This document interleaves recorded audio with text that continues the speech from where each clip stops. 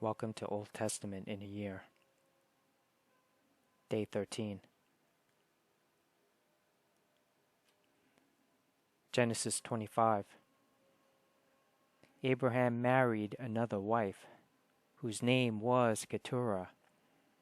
She gave birth to Zimran, Jokshan, Medan, Midian, Ishbak, and Shua. Jokshan was the father of Sheba and Dedan. Dedan's descendants were the Asherites, Letushites, and Lumites. Midian's sons were Ephah, Ephir, Hanok, Abida, and Eldah. These were all descendants of Abraham through Keturah. Abraham gave everything he owned to his son Isaac. But before he died, he gave gifts to the sons of his concubines and sent them off to a land in the east, away from Isaac. Abraham lived for 175 years, and he died at a ripe old age, having lived a long and satisfying life.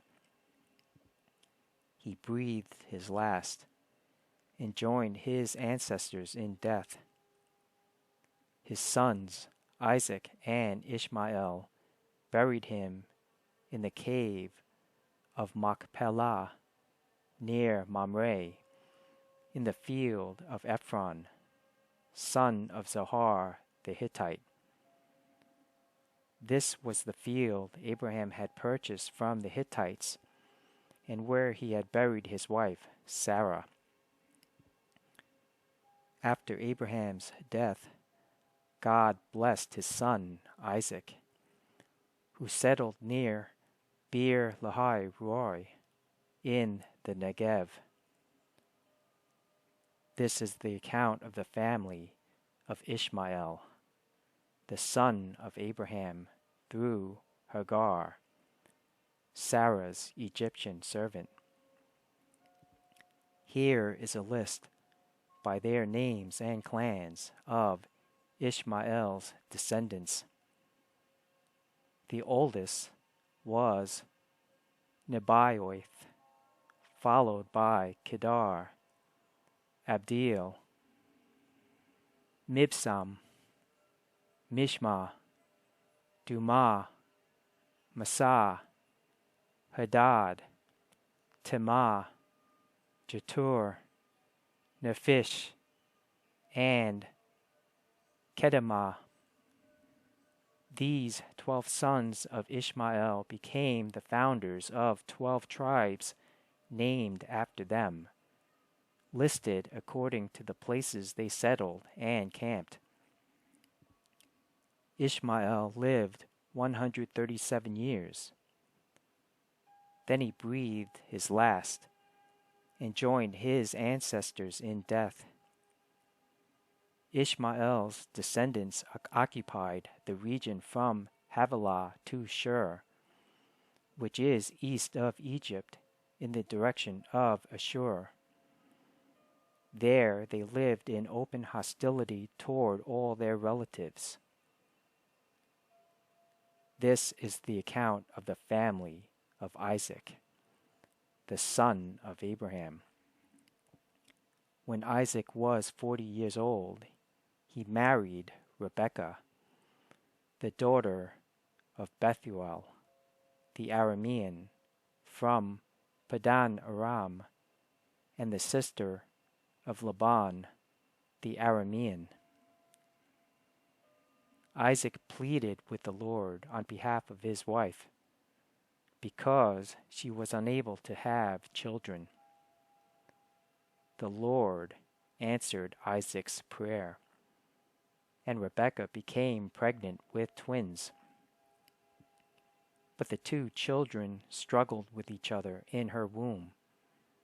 So she went to ask the Lord about it. "Why is this happening to me?" she asked. And the Lord told her, The sons in your womb will become two nations. From the very beginning, the two nations will be rivals. One nation will be stronger than the other, and your older son will serve your younger son.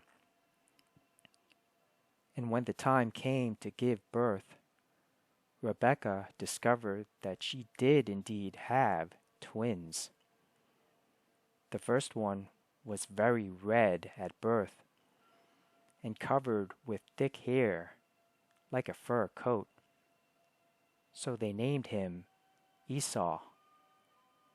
Then the other twin was born with his hand grasping Esau's heel. So they named him Jacob. Isaac was 60 years old when the twins were born.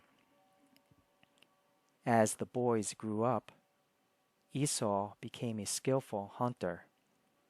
He was an outdoorsman, but Jacob had a quiet temperament, preferring to stay at home. Isaac loved Esau because he enjoyed eating the wild game Esau brought home. But Rebekah loved Jacob. One day, when Jacob was cooking some stew, Esau arrived home from the wilderness, exhausted and hungry. Esau said to Jacob, "I'm starved. Give me some of that red stew." This is how Esau got his other name, Edom, which means red. "All right," Jacob replied, "but trade me your rights as the firstborn son." "Look, I'm dying of starvation," said Esau. "What good is my birthright to me now?" But Jacob said, "First, you must swear that your birthright is mine." So Esau swore an oath, thereby selling all his rights as the firstborn to his brother Jacob. Then Jacob gave Esau some bread and lentil stew. Esau ate the meal, then got up and left. He showed contempt for his rights as the firstborn.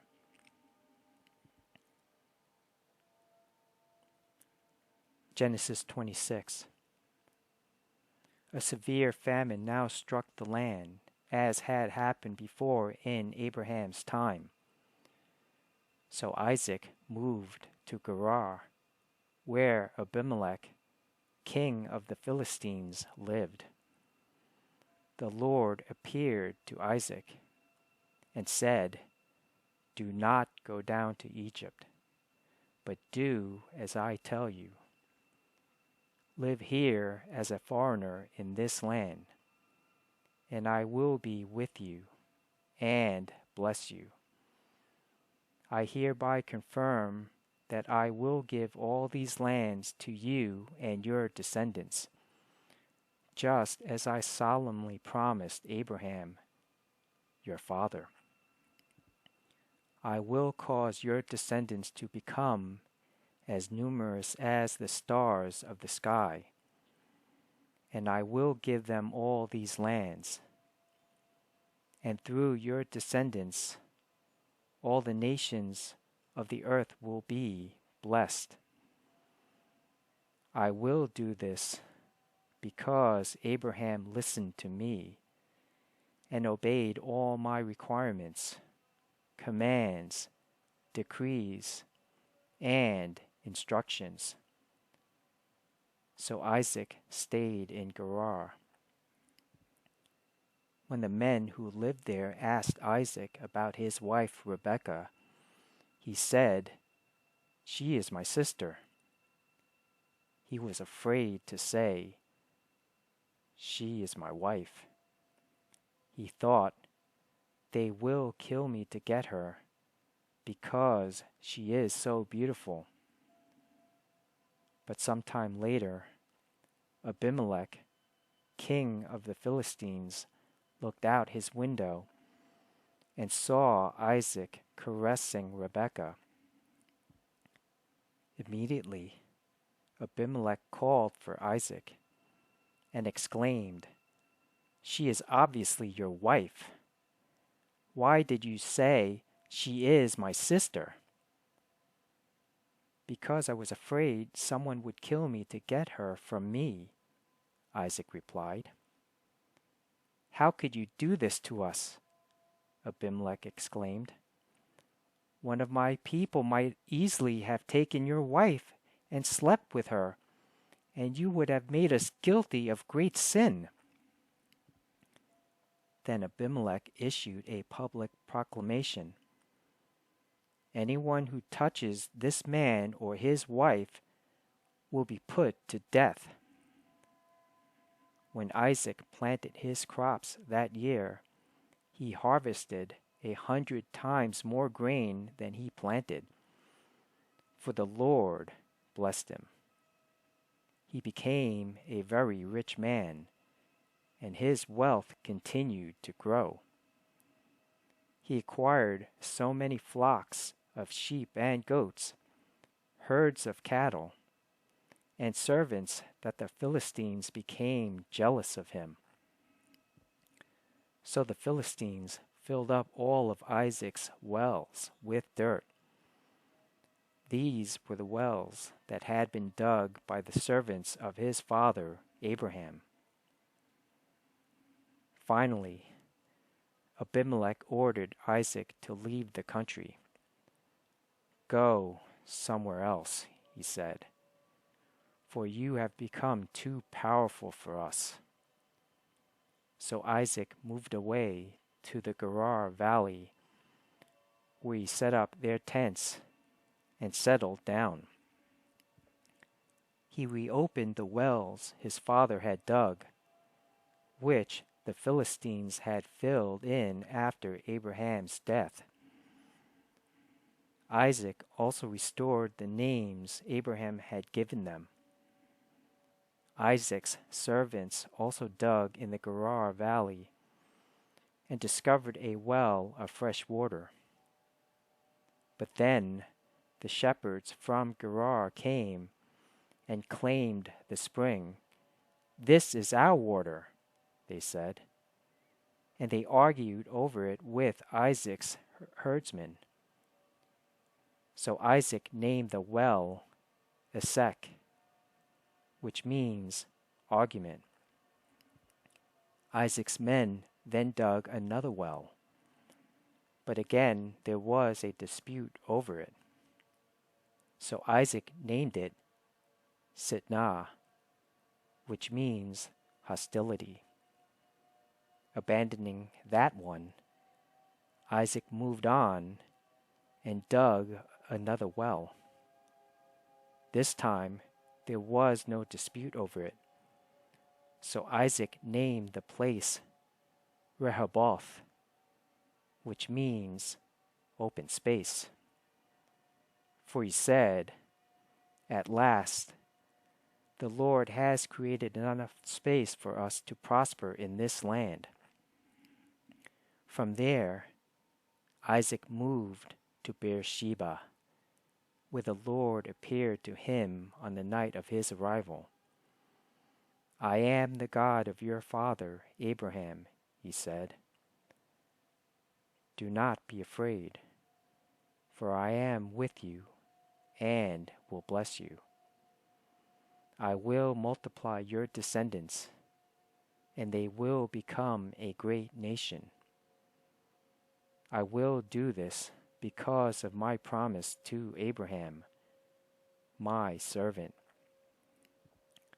Then Isaac built an altar there and worshipped the Lord. He set up his camp at that place, and his servants dug another well. One day, King Abimelech came from Gerar with his advisor Ahuzath, and also Phicol, his army commander, "Why have you come here?" Isaac asked. "You obviously hate me, since you kicked me off your land." They replied, "We can plainly see that the Lord is with you, so we want to enter into a sworn treaty with you. Let's make a covenant. Swear that you will not harm us, just as we have never troubled you. We have always treated you well, and we sent you away from us in peace. And now look how the Lord has blessed you." So Isaac prepared a covenant feast to celebrate the treaty, and they ate and drank together. Early the next morning, they each took a solemn oath not to interfere with each other. Then Isaac sent them home again, and they left him in peace. That very day, Isaac's servant came and told him about a new well they had dug. "We found water," they exclaimed. So Isaac named the well Shibah, which means oath. And to this day, the town that grew up there is called Beersheba, which means well of the oath. At the age of 40, Esau married 2 Hittite wives, Judith, the daughter of Beri, and Basemath, the daughter of Elon. But Esau's wives made life miserable for Isaac and Rebekah.